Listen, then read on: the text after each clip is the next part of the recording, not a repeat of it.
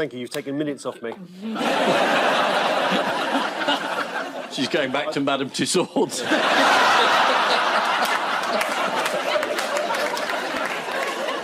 I told you to wait in the van.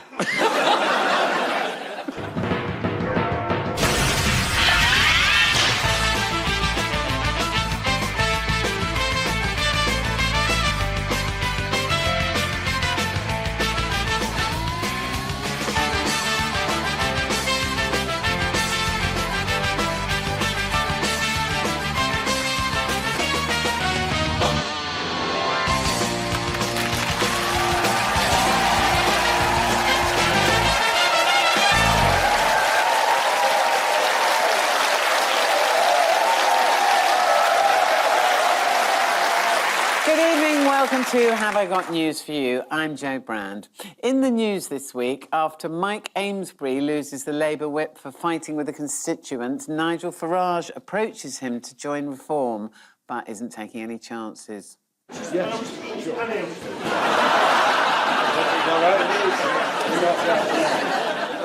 On the first day of filming for his new open-air cooking show, Jamie Oliver regrets showing off with his opening link. Whee!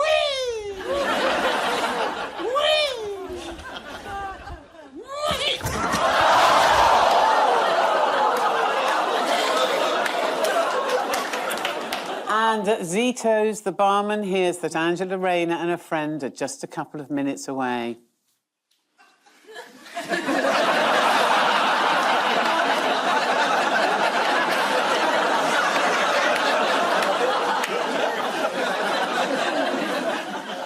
On Ian's team tonight is a stand-up comedian who once got chased by a crocodile. Nothing to be ashamed of, we've all done panto. Please welcome Nabil Abdul Rashid.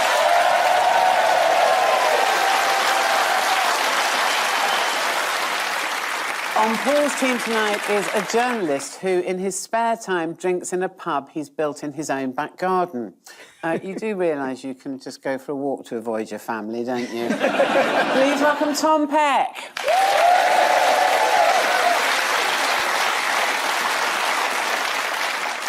We begin with the bigger news stories of the week. Ian and Nabil, take a look at this.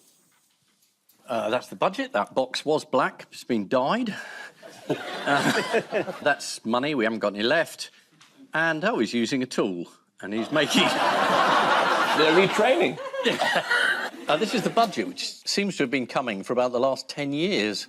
But it's out today, and people were incredibly shocked, because it's the Labour Party are in power, and they've tried to redistribute some wealth. Unbelievable! You could have blown me away with a feather. Tom was there. You sat through it all. I was there, yep. Tell the grandkids I was there. Can't leave them any money, but they will have the anecdote, and I'm sure that's what they would rather have. It wasn't that bad. I mean, bus fares are more expensive, but pints are cheaper.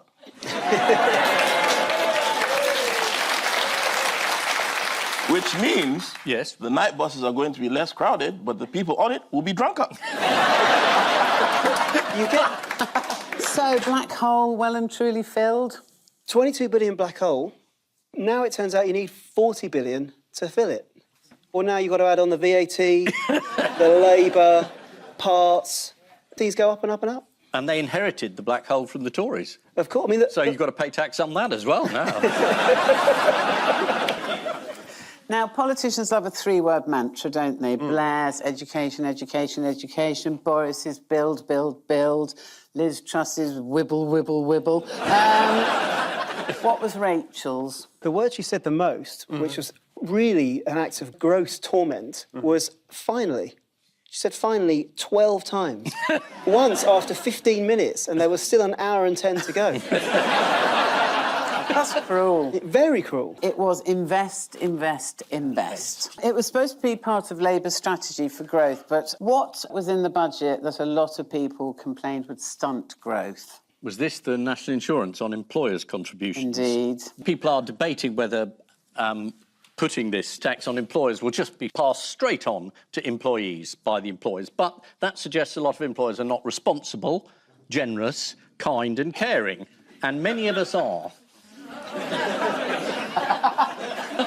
So we'll be sucking it up ourselves. It's a good trick if you can do it. You'd never leave the house, would you? Labour got hung up, didn't they, on what counts as a working person? Yes. Now, does anyone here say they're not a working person? I'm not sure my mother ever thought this was a job. I mean, But you make it look like one. It's hard work. It is hard work. I mean, you must be quite upset, Ian, on behalf of all those non-doms who are going to lose their tax break. Yes, I mean, I'm just devastated. The idea that Lord Rothermere, the owner of the Mail, may lose his non-dom status. I mean, it's gutting. What sort of country do we live in? Not the same one as him. Jeremy Hunt was upset. What was he upset about? He's not Chancellor anymore. It is funny watching all the former Chancellors saying, this budget, I mean, it really isn't very good. Liz Truss, she did, she criticised the budget. And you thought, look, the country's still standing. A day later, it's a good budget.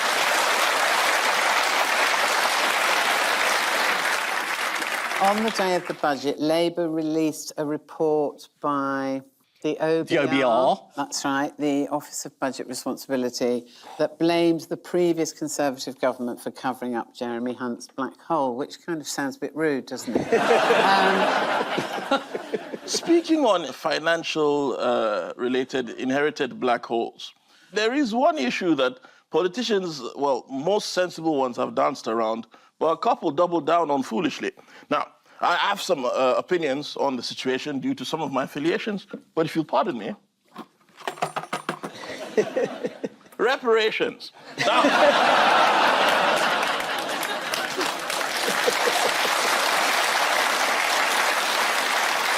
if you're Irish, Scottish, Welsh, Polish, or from Birmingham, you're exempt, but the rest of you... Wrap me my piece. Right, I'll get my purse in a minute, all right? Now, what did former egghead and useless Chancellor Kwasi Kwarteng say about the budget? I think he said my budget wasn't perfect. It was the understatement of this or any other century. Then he added but, didn't he? And then he went on to criticise this budget. He called it naked class war. That does sound fun. I mean, if there's gonna be a class war, then Might as well be naked. How is this all affecting Keir Starmer's popularity? But it's plummeted. After the election, he had a rating of +11, and let's all try and guess now what his rating is. Minus 42. You're not far off, I think it's actually. -38. -38, correct. Brilliant. And apparently it's the biggest drop in favourability ratings ever recorded. if you're gonna do something, do it well. This is number one at something, right? At least one Labour MP has been connecting with the voters. Who's that? My guy. Don't call him Mike, call him Iron Mike. I like that. He showed more integrity than anyone we've seen in Labour recently, because if you watch again, you'll see every single punch was thrown from the left.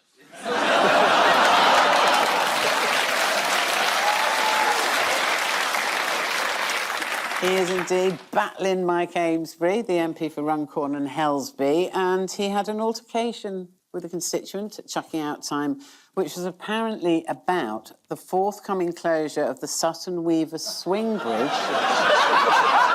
which carries the A56 over the Weaver. So, understandably, feelings were running high. And while all this was going on, who was finally knighted?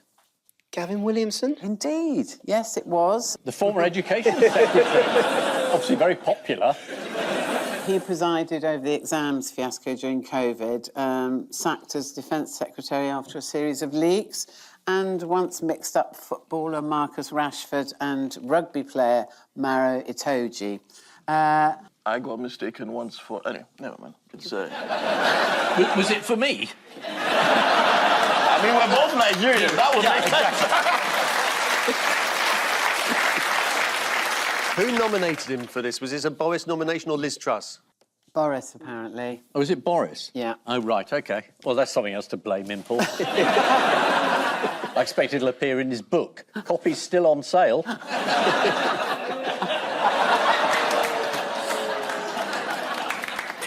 What's it called again? It's called, Unleashed, right? no, Unsold. So this is the first Labour budget in 14 years. One controversial move was to raise the cap on single bus fares from £2 to £3. What the government don't seem to realise is that a lot of people have to use buses, especially if they bought a train ticket.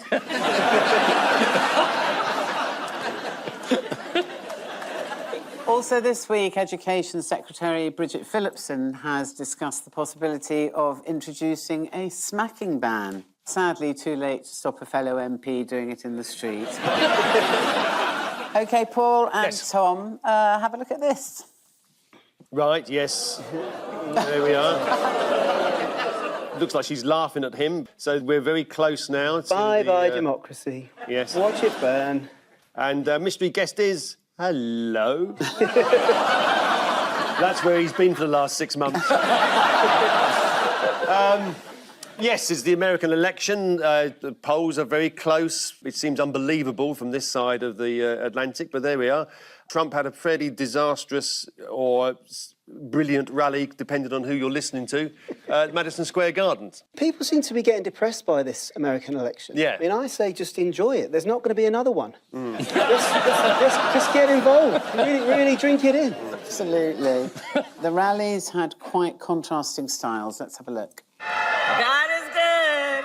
God is good. Good morning. Please have a seat, everybody. Please have a seat.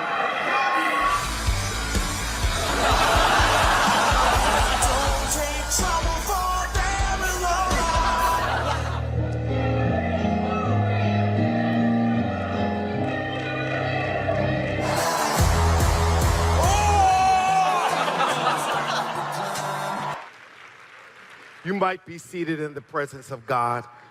We must crush jihad! Those aren't the worst bits. This is a balanced selection of BBC footage showing compassion, caring, Christian virtues and mad people.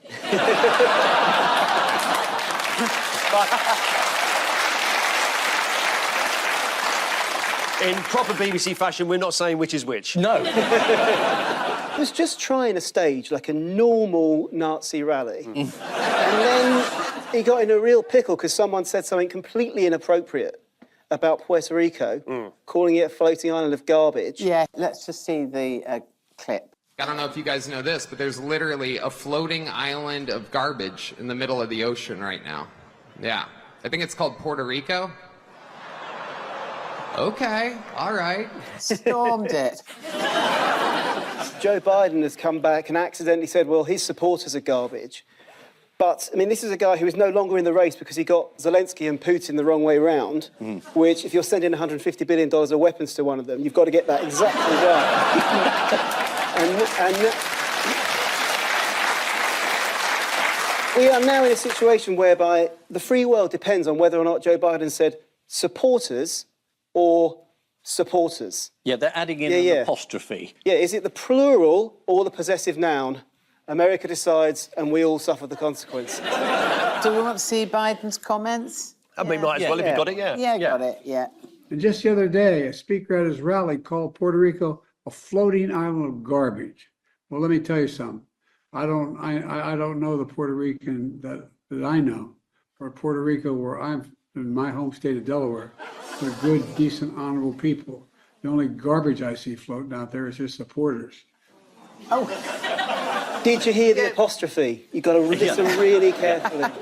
Yeah, in an attempt to emphasise that he was speaking about a comedian, Biden's team issued a transcript of his remarks inserting an apostrophe between the R and S of supporters. The incident has simultaneously infuriated grammar Nazis and delighted actual Nazis. And all he had to do was shut up. I mean, it's incredible that his only contribution will have been to win the election for the other side. Yeah, but I mean, it's pretty mild compared to what Trump's guys have been saying. I mean, at the rally, there was a guy that said very strongly that Kamala Harris was the devil. Yeah, and Trump complained because people have been comparing him to Hitler, Yeah. having forgotten that his own vice presidential candidate compared him to Hitler. Now, Trump also brought this person on stage at his rally. Do you know who she is? Everybody hands go up, and they stay there, and they say yeah, and they stay there.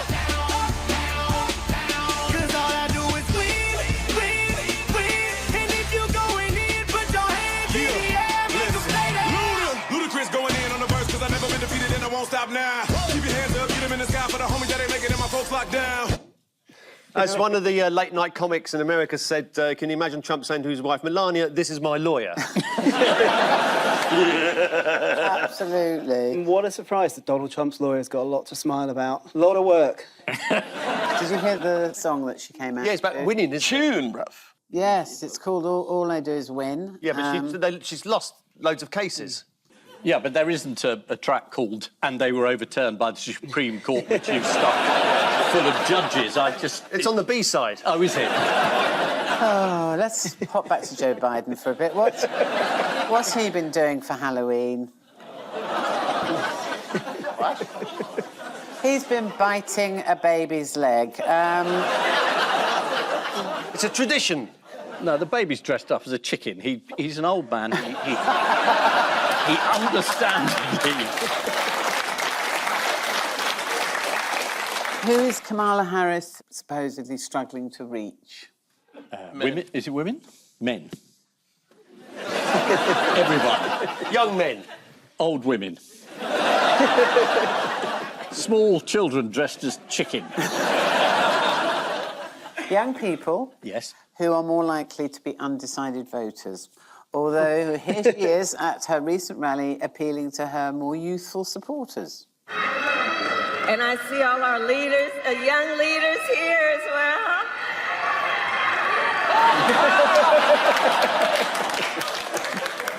Now, how did the singing of the American national anthem cause controversy at a political debate this week? Somebody was drunk. I can't remember who was a female singer, but she was a bit drunk and she swore. Yes, indeed. Do you want to have a look? Yeah, go on, Em.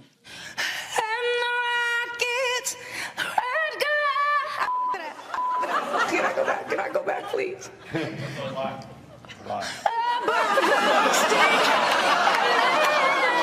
got so nervous.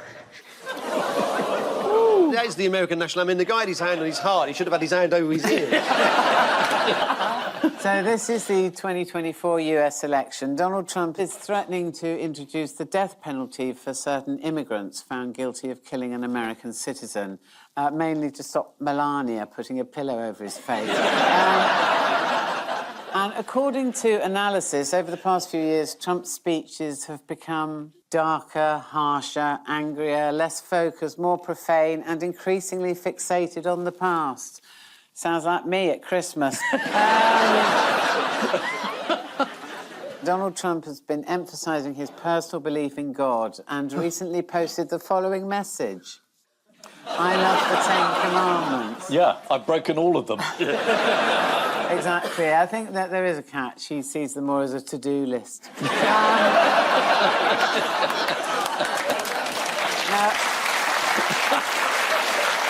I wanted to point something out here. Next to my monitor, there's a little rat or a mouse.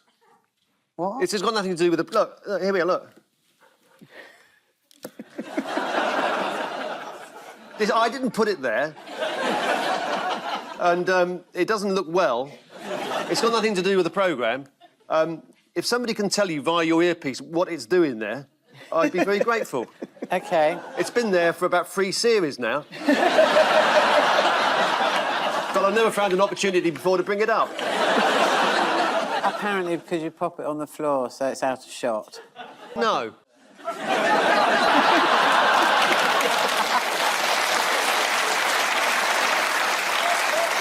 And so to round 2, and as it's Halloween, it's the cauldron of news. Is this a vape? Yeah. I'm going to be giving my cauldron a stir, and you've got to identify what comes out of it. Fingers on buzzers, teams. Paul? Yes, so this is something about Christmas arriving earlier and earlier, and in about 10 years' time, it will be continually Christmas. Do you know what this phenomenon is known as? Christmas creep. It is indeed. Should we see an example of Christmas creep? Yuletide year long. Oh, I'm sorry, I ruined your Christmas creep Don't joke. worry. I couldn't give a shit. No. Anyway, That's the spirit of Christmas. can you tell me any examples, any actual examples of Christmas creep? Well, supermarkets have started displaying Christmas goods. Indeed. Mince pies, have a guess when they went out. September the 24th. September the 7th, so Oh. not far off. Wow. And Christmas markets are also opening earlier and earlier, as this graph from The Guardian demonstrates. If anyone can actually work out what's going on there, I'll give you a mince When pie. did Birmingham get renamed Birmingham Frankfurt?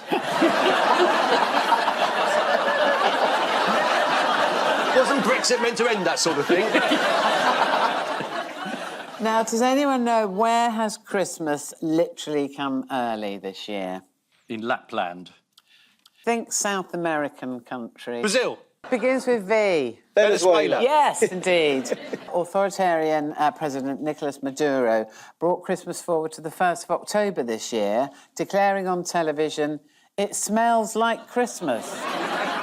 And the aim is to distract the country from protests against his dubious election victory and the fact that his administration has overseen one of the worst peacetime economic collapses in modern history. Merry Christmas. Obviously, it was Halloween this week. Do you remember the boy who made a Halloween costume out of 340 Yorkshire puddings? Yes, he was on the other week, wasn't he? We had a picture He of him. was indeed. Yeah. What's he done now? Well, let's have a look at him and his dad on This Morning this week. Here we go. They played the ball. Hey! It was a great Okay, guys, hi there. Can you see? Yeah, let me bring you round. Hey, darling. Oh, you're very greasy, aren't played the you? ball. Why is he wearing shorts? That's the only question you've got to ask. I don't mind the costume, but the chap's wearing shorts. Shouldn't he be reported for battering his kid?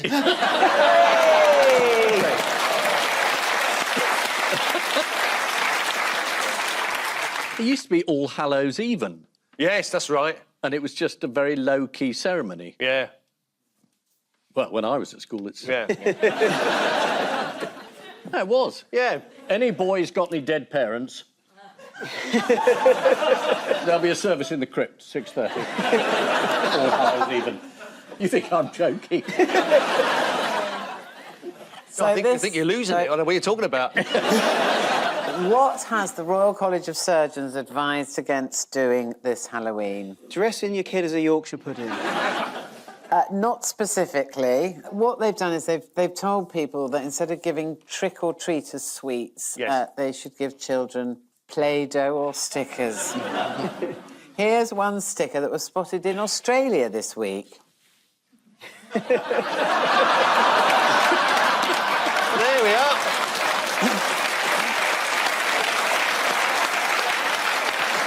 This is the phenomenon known as Christmas creep. Apparently, there is so much Christmas food in the supermarkets already that there's barely any room on the shelves for Easter eggs.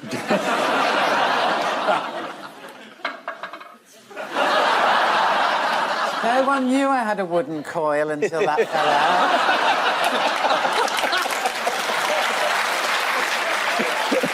We seem to be plagued by props. I've got a rack, you've got a spoon. Let's hit the rack with the spoon. Come on, then. You ready? Am I involved in this?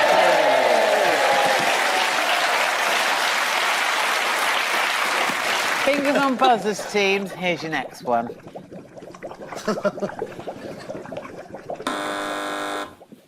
Generation Z, as I believe they're called, apparently don't know how to queue at the bar. Or rather, they do know how to queue at the bar.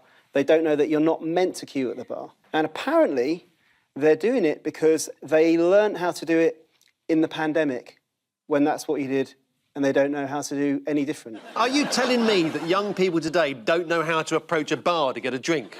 This can't be a true story, surely. They don't line up along the bar and jostle anymore. They stand in a proper queue. Isn't that to be applauded? It got us through the Blitz. Let's just have a look at a handy diagram from the Telegraph. Oh, right, yeah, this will explain everything. Okay. Sorry, I'm a non-pub goer, so I genuinely don't know. So who has right of way? The person who knows the barman. Most attractive person. Yeah. Well, I mean, there's one person who's in both queues. One, he's got his hands out, like, he's got his arms out, like, he's got no hands. I can't believe that this is a true story. No. But in the old days... Yeah. Which is, define the old days, so Ian, that means the 13th century. At a pinch. Yeah. If you had the plague, you'd get free drinks. Pork scratchings, nah, it's a touch of the bubonic, I'm afraid.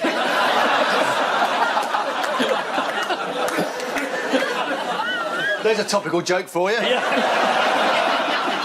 Well, the Daily Star said, if you're not willing to fight for your pint, what will you fight for? If you take the risk of queuing all the way out the door, you might find your local MP punches your lights out, but you've got to be careful. Exactly. On the subject of naughty behaviour, would you like to see a police chase in Brazil? Yeah, oh, yes. That's the main reason why I came here tonight. Here we go, then. Oh, this looks good. Yeah, go on.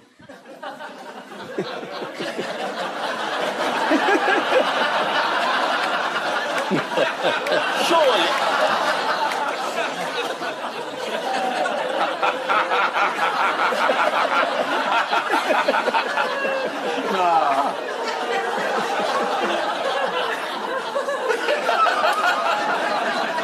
After a while, you think they probably forget who's chasing who.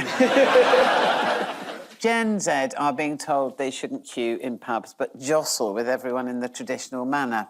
I have to say that people have always queued up at my local Wetherspoons, although mainly to get in at 8 o'clock in the morning. Time now for the odd one out round. Ian and Nabil, your four are Rishi Sunak, AI Michael Parkinson, Martin Carroll from Stratford-upon-Avon, and a tomato factory in Suffolk. They're all AI generated. Michael Parkinson's been AI generated this week. Yes. Rishi Sunak revealed to be a robot. And those tomatoes are an illusion. It's to do with identifying them. What did Keir Starmer call Rishi Sunak?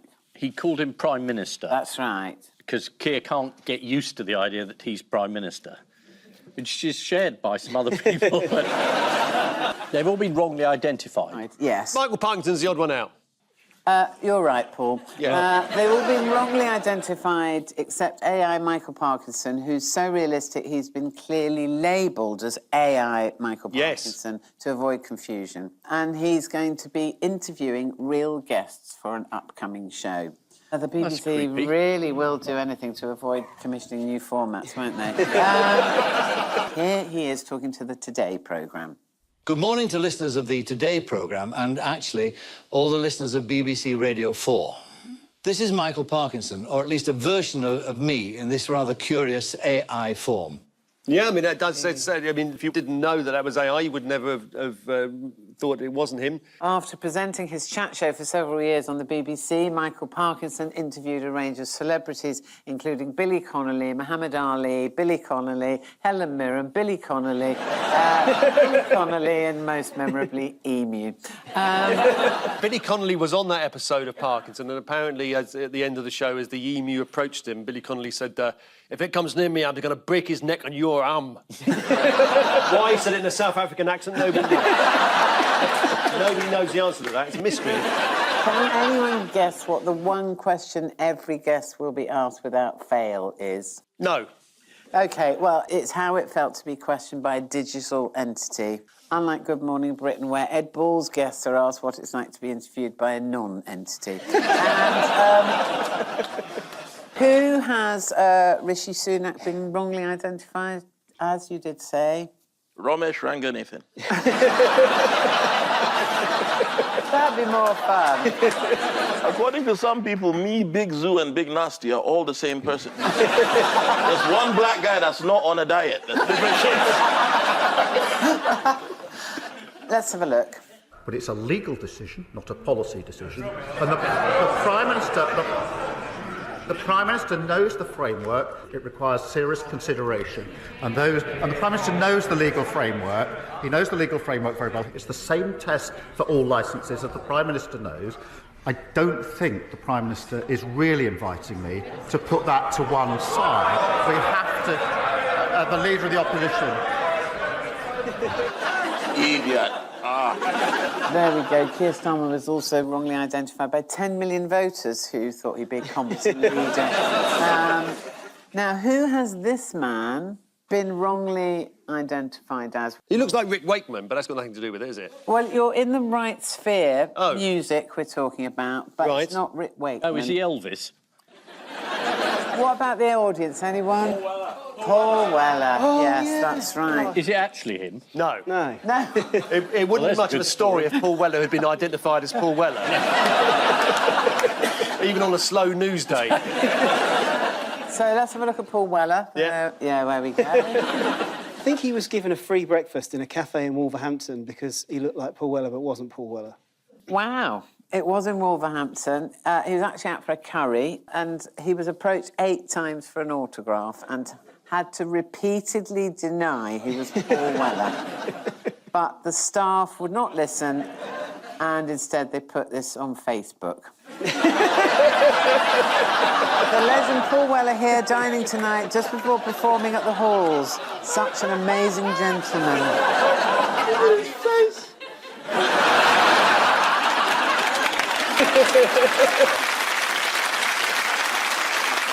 A spokesperson for the restaurant told the Star he should not have allowed the picture to be taken if he wasn't Paul Weller. We thought he was. While one waitress said, we all had a good laugh about it. To be honest, I had no idea who it was.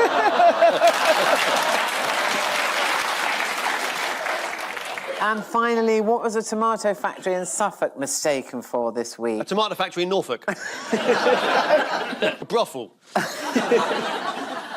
No. Dee Harrison from Ipswich was driving to work last Wednesday morning. Oh, yes! She thought she was seeing the Northern Lights. That's right. And it turned out to be the glow from the tomato factory. Here it is. Let's have a look at a picture. Apparently, Specsavers have genuinely now given her a free trip to Iceland to see the real Northern Lights. But she's gone to the local freezer centre instead. They've all been wrongly identified except for AI Michael Parkinson's, who's so realistic he's been clearly labelled to avoid confusion. Broadcasters are concerned about the ethical, moral and financial risk posed by the use of AI presenters. It's a particular worry for BBC News bosses who are still reeling from the ethical, moral and financial risk caused by their human presenters. And here is the impressive glow from the Blakemore Tomato Factory. Yeah. Such a spectacular sight that, as we speak, thousands of Norwegians are currently trying to book a scenic cruise to Ipswich. OK, Paul and Tom, your 4 are Margaret Thatcher, Kamala Harris, Wallace and Gromit and Neil's Yard. Well, the Neil's Yard story is probably the key to this because they were subject to a gigantic fraud. Somebody set up a fake company, and Neil's Yard Dairy delivered, I think, like £300,000 worth of cheese to be exported abroad, and it turned out the company didn't exist and the cheese has disappeared. Honestly, I wouldn't make it up. I think they've now arrested the Neil's Yard Dairy guy, and he's 63, which is surprisingly mature for a cheese thief.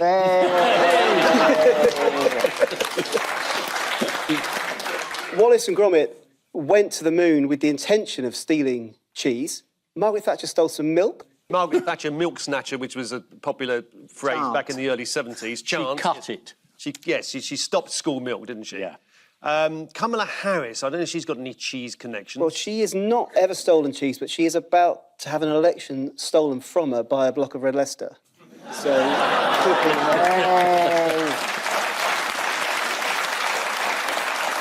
So we say Kamala Harris is the odd one out. Cut to the chase. No. No, she isn't. Anyway, well, apparently they've all been accused of taking away dairy products, except for Neil's Yard, who had their cheese stolen. Yes, very good. 22 tonnes of cheddar, worth 300 grand, but never paid up after it was delivered. And sometimes you just hear something so awful you don't know how to react. We import 2/3 of our cheese. That is a disgrace. I think she speaks for us all. Sarah Stewart, who's the managing director of Neil's Yard, said that the fraudster spoke with a French accent and seemed to have an expert knowledge of cheese. I don't have the, how do you say, invoice right now. If you front me, I'm good on it, huh? What theory do you know has emerged about the possible culprit? I thought you said he'd been arrested. Yeah, somebody has been arrested. Well, it could be the Russians, apparently. The Times reports that rumours are rampant within the cheese community. Yes. That the fraudster may have been part of a criminal gang sneaking luxury foodstuffs into Russia. The police are yet to comment, but think the gang could have links to the KGB. Now, Wallace and Gromit, they travelled to the moon. They ended up, apparently, angering a local coin-operated gas cooker. Coincidentally, coin-operated gas cookers are another Labour policy pensioners can look forward to. Did we come to a conclusion about why Kamala Harris is a supposed threat to dairy? We don't know. Well, Donald Trump has claimed that the Democrats want to get rid of cows. Oh, yes, that's right, As part of their environmental plans to reduce greenhouse gas emissions. The bastards. He said they want to kill our cows. That means you are next. Let's have a look at him talking to a 6-year-old about his favourite farm animal. My name is Briar. I'm 6 years old. I live on a farm in Massachusetts. What's your favorite farm animal? Favorite farm animal? What's the animal? Well, this guy grew up in the city. I'll tell you what I love. I love cows.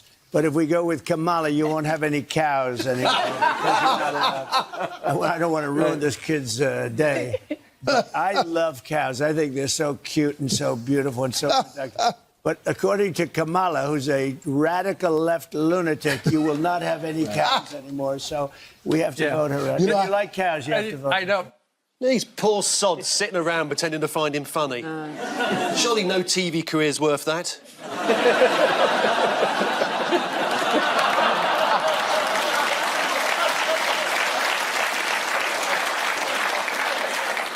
They've all been accused of taking away dairy products, except for Neil's Yard, who've had their cheese stolen. It's thought the 22 tonnes of cheese was stolen to order. They originally wanted 20 tonnes, but were told it's a little bit over. Is that right? Thatcher's removal of free milk for the over-7s led to a common chant of Thatcher, Thatcher, milk snatcher, and school kids were soon worried that their free yoghurt was also under threat from Junior Minister Brian Boggart.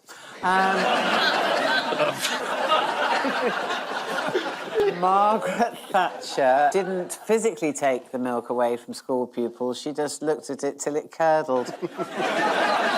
Time now for the Missing Words Round, which this week features as its guest publication Subterranea, the magazine of Subterranea Britannica, the society for fans of man-made underground structures. And we start with locals in Worcester resort to what to deal with rowdy seagulls. Oh, I know this one. It's sarcasm. Hello, Beaky. Oi, Beaky. I had hand jobs, but I thought it said Randy. I've only just noticed it says Randy.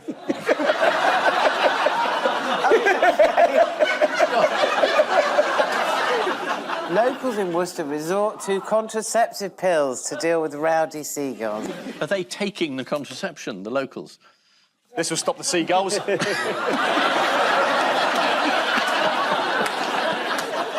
The contraceptive pill scheme is already used to control pigeons in Venice. Really? But not in Rome, because the Pope won't allow it. Next one. Supermarket shoppers are putting what in their trolley to signal they're looking to have an affair? This is worth knowing, isn't it? Aubergine. It's not aubergine. Is it pampas grass? Oh, you heard about that one, have you?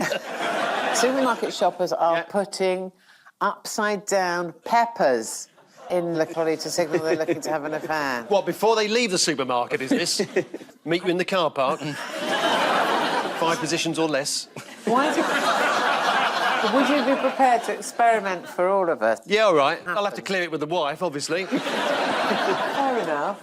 Next one. John Crawford from Glasgow was enjoying his back garden when what? It subsided, revealing a vast Roman amphitheatre. Yeah. I think that's right. When it collapsed to reveal a subterranean nirvana. John Crawford from Glasgow was enjoying his back garden when he fell down a hole into a 12th century monk's foul water drainage system. Holy shit!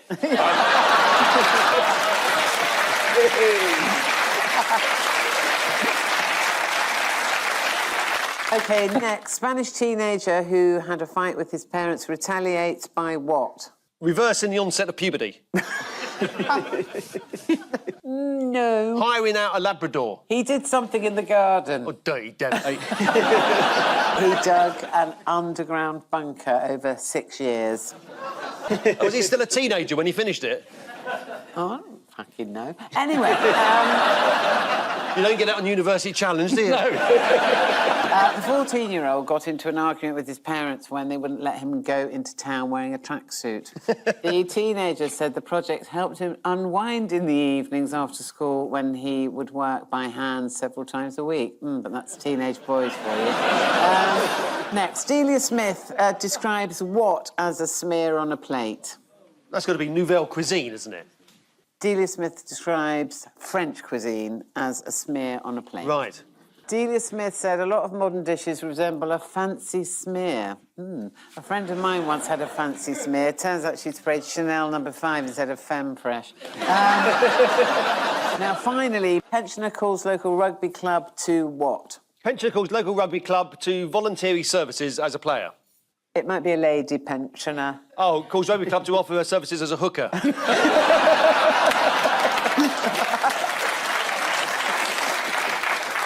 Pensioner calls local rugby club to help her retrieve her remote control. Oh. She was 86 years old. She was called Angela Robinson and called the rugby club for help when her TV remote got stuck down the side of her armchair. Yeah.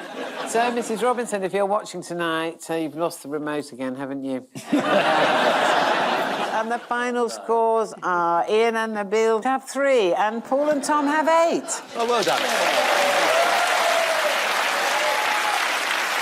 On which note, we say thank you to our panellists, Ian Hislop and Nabil Abdul Rashid, Paul Merton and Tom Peck. And I leave you with the news that in Runcorn, one local regrets asking Labour MP Mike Amesbury how gardening leave is going.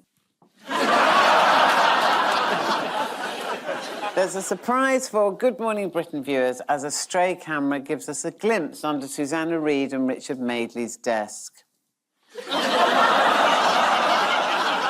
And in Penzance, after yet another ship is lured onto the rocks, local estate agents regret selling the house with the sea view to Anne Widdicombe. Good night.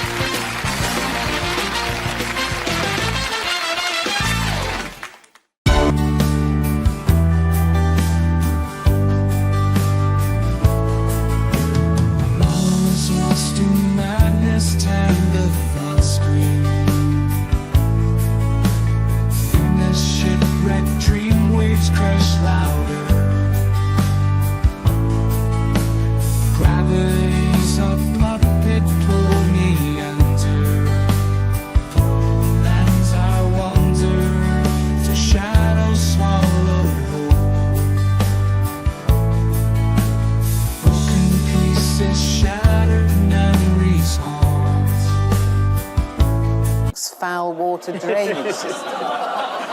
Holy shit!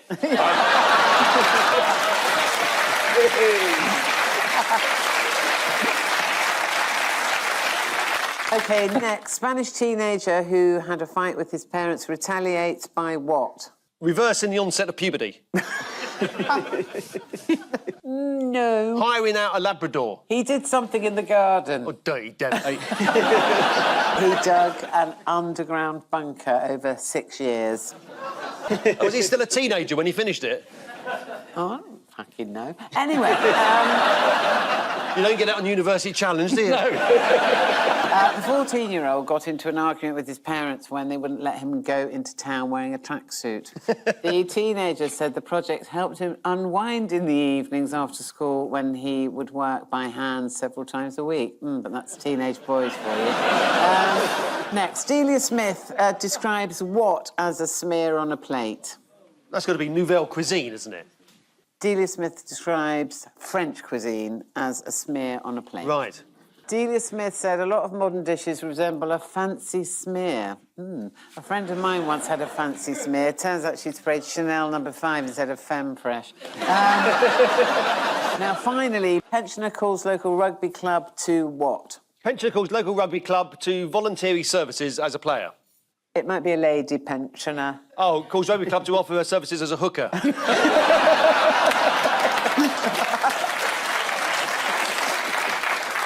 Pensioner calls local rugby club to help her retrieve her remote control. Oh. She was 86 years old. She was called Angela Robinson and called the rugby club for help when her TV remote got stuck down the side of her armchair. Yeah. So, Mrs. Robinson, if you're watching tonight, you've lost the remote again, haven't you? And the final scores are Ian and Nabil have 3 and Paul and Tom have 8.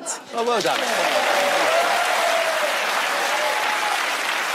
On which note, we say thank you to our panellists, Ian Hislop and Nabil Abdul Rashid, Paul Merton and Tom Peck. And I leave you with the news that in Runcorn, one local regrets asking Labour MP Mike Amesbury how gardening leave is going.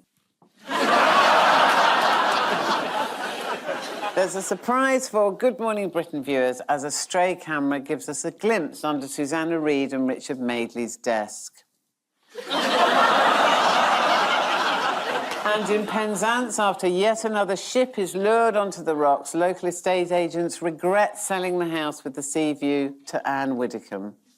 Good night.